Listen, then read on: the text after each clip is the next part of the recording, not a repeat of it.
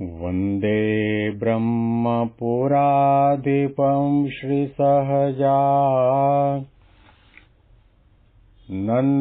च मूलाक्षरम्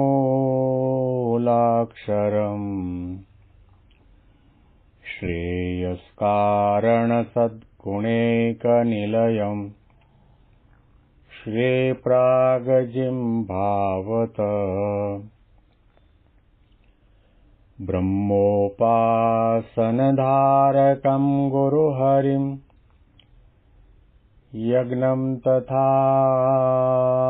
योगिनं प्रीत्येवं प्रमुखं महन्तमनिशं श्वेजे स्वरूपं मुदा।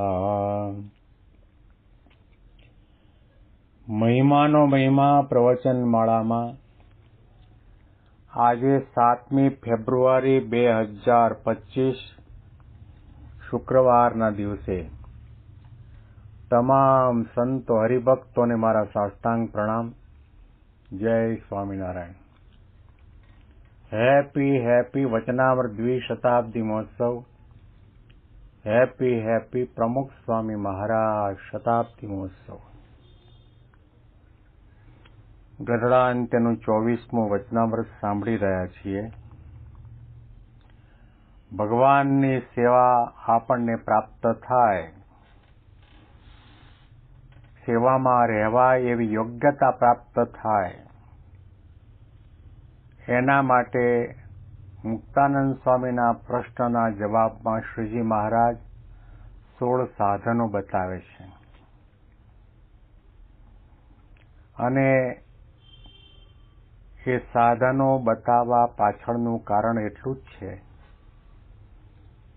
સાધન કરો એની ના નથી, પરંતુ સાધન પ્રધાન ન થવું જોઈએ. બહુધા ઘણા બધા સાધકોના આધ્યાત્મિક માર્ગમાં સાધન પ્રધાન થઈ જતા હોય છે, સાધ્ય ગૌણ થઈ જાય. તપ કરતા હોય તો તપ પ્રધાન, અને એને આનંદ આવતો હોય, તપ કરવાનો આનંદ આવતો હોય, અને તપ કરે છે એટલા માટે આજુબાજુના વર્તુળના લોકો એને મહાન માને છે, તપસ્વી માને છે, માન સન્માન અને આદર આપે છે, એટલા માટે એનો આનંદ આવે છે. પણ તપે કરીને ભગવાનને રાજી કરવા છે, અને ભગવાનનો સાક્ષાત્કાર કરવો છે, અને ભગવાનની માળાના મણકામાં મારો નંબર લગાડવો છે, એ હેતુ ભૂલાઈ જાય છે. મહારાજના સમયમાં ખિમયાનંદ સ્વામી 12 મહિનાના ધારણા પાણા, અને 12 મહિનાના ધારણા પાણાના તપની અંદર કદાચ કોઈ શરતચૂકથી ભૂલ થઈ હોય તો પ્રાયશ્ચિત રૂપે 1 મહિનાના વધારે ધારણા પાણા કરતા. આટલો મોટો તપસ્વી સ્વભાવ મુક્તાનંદ સ્વામીને ઘણો મોટો એના માટે ભાવ હતો કે બહુ કેટલા મોટા તપસ્વી છે. શ્રીજી મહારાજે જમવા માટે બેઠા, મૂળજી બ્રહ્મચારીને આજ્ઞા કરી કે ખિમયાનંદ સ્વામી કેમ દેખાતા નથી, બોલાવી લાવો. ખિમયાનંદ સ્વામી આવ્યા, હાથ જોડી ઉભા રહે, મહારાજ શું આજ્ઞા છે? મહારાજે કહ્યું, અમે કેટલાય વખતથી બધા સંતો પરમહંસો હરિભક્તો પાસે સાંભળતા આવ્યા છીએ, તમે 12 મહિનાના ધારણા પાણા કર્યા છે, આટલું મોટું તપ કરો છો, અમે તમારા ઉપર બહુ રાજી થયા છીએ, આવો નજીક, લો આ પ્રસાદ. તો એને હાથ જોડીને કહ્યું, મહારાજ આજે હું તમારો પ્રસાદ નહીં લઉં, કારણ કે આજે તો મારે ઉપવાસ છે. અને મનમાં બબડવા માંડ્યા. બાજુમાં મુક્તાનંદ સ્વામી વગેરે સંતો હતા, એ થોડા અંશમાં સાંભળ્યું, અને ખિમયાનંદ એવું બોલ્યા કે હું આટલું મોટું ઉગ્ર તપ કરું છું, આ તપનો ભંગ કરવા માટે થાળ રૂપે માયા આવી. મુક્તાનંદ સ્વામીને એનો ભાર ઉતરી ગયો. કરોડો કરોડો જન્મની સાધના પછી પરબ્રહ્મ પુરુષોત્તમ નારાયણના પ્રસાદ થાળનો પ્રસાદ આપણને ન મળે, એ પ્રસાદ લેવાની ના પાડીને પ્રસાદની અંદર માયા પરથી આવું 12 મહિનાનું શું કરોડો જન્મનું તપ કર્યું હોય તો પણ એમાં ધૂળ પડી. સાધન કરવાની ના નથી, પરંતુ સાધન નિષ્કામ ભાવે કરીને કરવામાં આવે, કેવળ કેવળ કેવળ ભગવાન અને સંતને રાજી કરવા માટે જ કરવામાં આવે. એટલે શ્રીજી મહારાજે ભગવાનની સેવામાં રહી શકાય એવી પાત્રતા કેળવવા માટે 16 સાધનો આમાં બતાવ્યા. એ મહારાજના શબ્દો આપણે ફરીથી વાંચીએ છીએ.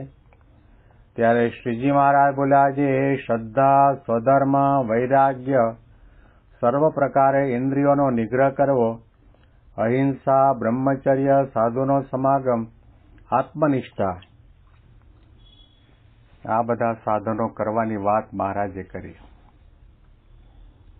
શ્રદ્ધા, સ્વધર્મ, વૈરાગ્ય, ઇન્દ્રિયોનો નિગ્રહ, અહિંસા, બ્રહ્મચર્ય અને સાધુનો સમાગમ, આ બધા મુદ્દા ઉપર આપણે સમજવા માટેનો પ્રયત્ન કર્યો. પછી મહારાજ એક આગળનો મુદ્દો બતાવે છે, આત્મનિષ્ઠા. આત્મનિષ્ઠા શબ્દ પ્રયોજો છે, એનો અર્થ એ થયો કે તમે જે કંઈ કરો બ્રહ્મ ભાવે કરો. 3 દેહ, 3 અવસ્થા અને 3 ગુણોથી પર થઈ, પોતાના દેહથી જુદા પડી, આત્માને ગુણાતીત માની પરબ્રહ્મ પુરુષોત્તમ નારાયણની સેવા ભક્તિ કરો. આત્મનિષ્ઠા જો આપણા આધ્યાત્મિક માર્ગમાં દ્રઢ નહીં કરી હોય તો સંસાર તો સુખ દુઃખનો દરિયો છે અને એના ઉપર હેલા આવવાના છે. ઊંટ ઉપર બેઠા સવારી કરી તો ઊંટ ચાલે એટલે હેલા આવવાના, અને એ હેલાની અંદર પણ જે તાલ મિલાવી શકે એને વાંધો ના આવે, બાકી કમરના મકોડા ઢીલા થઈ જાય. એમ આત્મનિષ્ઠા, સુખ દુઃખ, માન અપમાન, આ બધા દ્વંદ્વો આવવાના જ. દેહ ધર્યો છે એટલે દેહ માંદું પણ થવાનું. વ્યવહારમાં સંસારમાં રહીએ છીએ, લોકો નિંદા પણ કરવાના, ટીકા પણ કરવાના, હળધૂત પણ કરવાના. એ સ્વામિનારાયણ ઉપડ્યા, એ ચોખ્ખું ઘી, કોરું કંકુ, આવા શબ્દો પણ આપણને સાંભળવાનો વારો આવે. તે વખતે આપણે દેહ ભાવે નહીં પરંતુ આત્મદ્રષ્ટિએ કરીને ચાલવાનું છે, વિચારવાનું છે. એણે મને ગાળ આપી તો ગાળ તો આ શરીરને આપી, શરીર તો હું છું નહીં. મને એણે કહ્યું કે ગધેડા જેવો છો, તો તરત જ આંખો બંધ કરીને વિચાર કરવાની જરૂર છે કે ગધેડાને 4 પગ હોય, મને 4 પગ છે નથી, તો કઈ નહીં, તમે ગધેડા નથી. ગધેડાને 2 લાંબા લાંબા કાન છે, તમને છે ના નથી. ગધેડાને પૂંછડું છે, તમને પૂંછડું છે કે ના. ગધેડો હોંચી હોંચી કરે છે, લાત મારે, તમે આવું કંઈ કરો છો કે ના. તો પછી શબ્દો આકાશનો ભાગ થઈ જાય. આત્મનિષ્ઠાની ખૂબ જ જરૂર છે. મહારાજે સંતોને કહ્યું, બધી વાતે તમે શુરાપુરા છો, એમાં મારે તમારા આ આચરણમાં, વર્તનમાં કોઈ જાતનો અવિશ્વાસ કે શંકા કુશંકા નથી, પણ મારે તમારી પાસે એટલું જ કરાવવું છે, માનો ચૈતન્ય રૂપ તમારું, દુઃખ રૂપ દેહ તેથી ન્યારું.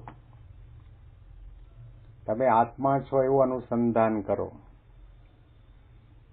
આત્મનિષ્ઠાની પડે પડે, પગલે પગલે જરૂર પડવાની. મહારાજે વચનાવતમાં કહ્યું કે એવો કયો ગુણ છે કે એ ગુણ સિદ્ધ કરો તો બધા ગુણો આવે, અને એવો કયો દુર્ગુણ છે કે જે દુર્ગુણ તમે ટાળો તો બધા દુર્ગુણો ટળી જાય.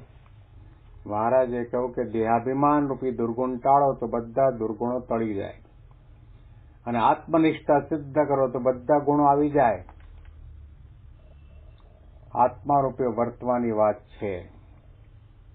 આત્મા રૂપે વર્તતા નથી, એટલા માટે વિષયમાંથી આપણને વૈરાગ્ય નથી થતો, વિષયોમાંથી આપણી વૃત્તિ પાછી નથી વળતી, સંસાર અને સંસારના પદાર્થના પ્રત્યે આપણો જે સંબંધ છે તૂટતો છૂટતો નથી. ભગવાનમાં મન લગાવવા માટે આત્માનો વિચાર કરવાની જરૂર છે. આત્માનો ખોરાક કથા વાર્તા છે. આત્માના સાચા સગા સંત અને ભગવંત છે.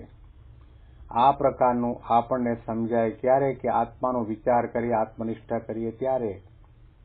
પથારીમાં બેઠા થતાની સાથે જ આપણે આત્માનો વિચાર કરવાની જરૂર છે. અક્ષરમહમ પુરુષોત્તમ દાસોસ્મિ, અક્ષરમહમ પુરુષોત્તમ દાસોસ્મિ. હું બ્રહ્મ છું, ગુણાતીત છું, હું દેહ નથી, દેહ મારું નથી, દેહથી જુદો છું, ચૈતન્ય તત્વ છું. એ આત્મા કપાતો નથી, બળતો નથી, સુકાતો નથી, સડતો નથી, મરતો નથી, જન્મતો નથી. આવી પ્રકારના વિચાર સાથે વૃત્તિ પાછી પાડવામાં આવે ને આત્માનો વિચાર કરીને સંસારમાં વ્યવહાર નોકરી ધંધા કરીએ તો પણ જળ કમળવત રહેવાય. બાકી સત્સંગમાં આવ્યા પછી આપણને કહેવામાં આવે પગ ધોઈને આવજો તો ખોટું લાગી જાય. અથવા તો ગોપાળાનંદ સ્વામી જેવા કડવા કણબીની વાત કાઢે તો તરત જ ઊભા થઈને કહેવાય કે સ્વામી, કડવા કણબી એ શું તમારો બાપ મારી નાખ્યો, તમે 3 દિવસથી ખોદમ ખોદ કર્યા છો. ખોટું લાગે. મોટા સંતનો અભાવ ને અવગુણ આવી જાય. એટલા માટે કહું કે સભામાં આવ્યા પછી આપણને આગળ બેસવાનું મળે, પાછળ બેસવાનું મળે, ઉતારો મળે ન મળે, પાગરણ મળે ન મળે, VIP પાસ મળે ન મળે, તો પણ આપણને મનમાં ધક્કો ન લાગે, દુઃખ ન થાય. આત્મનિષ્ઠા દ્રઢ કરવાની જરૂર છે. મહારાજે કહ્યું કે બ્રહ્મરૂપ જ્યાં સુધી ન થવાય ત્યાં સુધી પરબ્રહ્મ પુરુષોત્તમ નારાયણની ભક્તિનો અધિકાર આપણને પ્રાપ્ત થતો નથી. પડે પડે ક્ષણે ક્ષણે આત્મનિષ્ઠા આપણે દ્રઢ કરવાની છે. દેહભાવ છોડવાનો છે. કથા કરે, વાતો કરે, ઘણું બધું કરે, પણ આ દેહથી હું નહીં એવું જો ન માને ત્યાં સુધી એને સમાસ ન થાય. અંતરમાં સમાસ ક્યારે થાય?